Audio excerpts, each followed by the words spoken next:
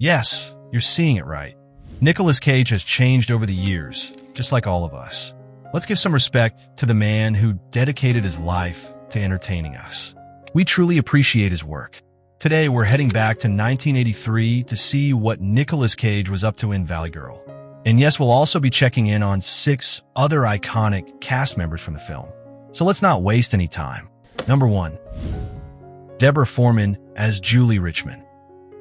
Back in the day, Deborah Foreman played Julie. What about that one? The dress is like a door. Yeah, but he's cute. How can you love a door? The ultimate Valley Girl, caught between a rebellious outsider and her preppy crew. With those feathered bangs and expressive eyes, she wasn't just part of the movie. She was the movie. Her chemistry with Cage made the love story feel real, not like some cheesy MTV dream. I don't know, he for sure doesn't dress like my friends or even talk like them. After Valley Girl, Deborah Foreman kept acting, mostly in cult favorites like April Fool's Day and Waxwork. As the years went on, she slowly stepped away from the spotlight.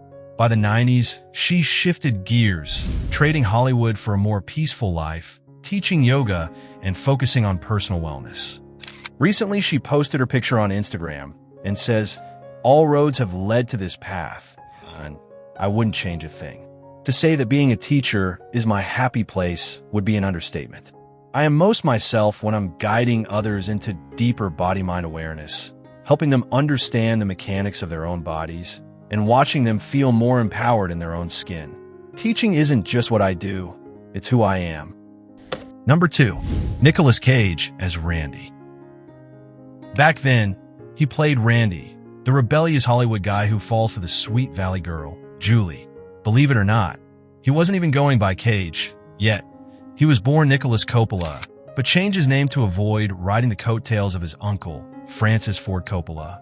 Even in those early days, Cage brought this raw energy and unpredictability to the role. You could just tell he was going to be something special. Are you being held prisoner or what? What is this? Give me a signal, Julie. Get out of the car. But I love you! Now, after 40 years, Nicolas Cage has done almost everything. He won an Oscar for Leaving Las Vegas, became famous in National Treasure, and surprised everyone with his role in Pig. His career has gone from big Hollywood movies to small, strange indie films. He even became a popular internet meme.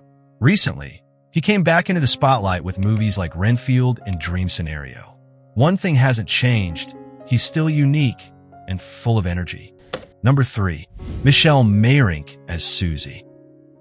Back then, Susie was the fun, quirky friend everyone remembers. She was played by Michelle Meyrink, who brought a special energy to every scene. You might also remember her from Revenge of the Nerds and Real Genius. She had a real talent for making the nerdy but cool character feel totally real. These days, Michelle Meyrink lives a totally different life. She stepped away from Hollywood in the late 80s and moved to British Columbia, where she started her own acting school. She also became a Zen Buddhist and chose a quieter, more peaceful path. No drama, no big comeback, just calm and clarity. And honestly, that might be the most rock and roll move of all. Number 4. Cameron Dye as Fred. Back in the day, Fred was Randy's wild, sarcastic best friend, the guy who always had a sharp comment ready. 727 Sierra Vista. It's a party. It is going to be amazing. I've seen the chicks. Cameron Dye played the role with just the right mix of humor and heart, turning what could have been a forgettable sidekick into someone memorable. His wild energy was the perfect match to Cage's moody vibe. These days, Cameron Dye might not be a household name, but he's definitely one of those, hey, it's that guy, faces we all recognize. He kept busy through the 80s and 90s, showing up in shows like Frasier and CSI, plus some voice work and animation and time on stage. Quiet career, steady presence. The kind of actor who always delivers. Number 5. Michael Bowen as Tommy. Back then, Tommy was Julie's slick, arrogant ex-boyfriend, the kind of guy you love to hate. Michael Bowen nailed the part so well, it became something of a blueprint for jerks in teen movies after it. Today, James Bowen has had a long and steady acting career. You might have seen him as Uncle Jack in Breaking Bad, or as Buck in Kill Bill. Yeah, that Buck. He's also been in movies like Magnolia and Django Unchained. He started out playing the good-looking bad guy, but over time, he became a strong, serious actor. And honestly, he might be doing his best work now. Number 6. Heidi Holliker as Stacy. Back in the day, Stacy was one of Julie's stylish and supportive besties. Always funny. Julie, like, don't be so greedy. You know, save some for the rest of us.